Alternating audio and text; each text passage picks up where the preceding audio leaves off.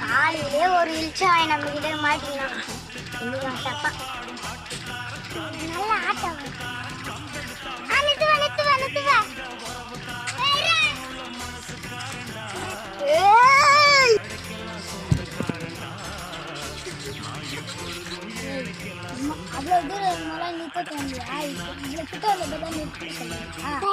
சரி, எங்க போவ? எங்க போனா?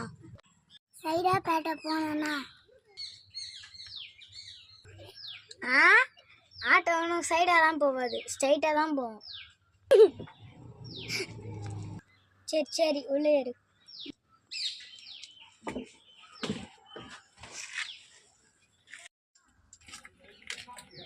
ஆமா தம்பி, நான் ஒரு அடையாறுண்ணா. அங்க யாருமே இல்லையே.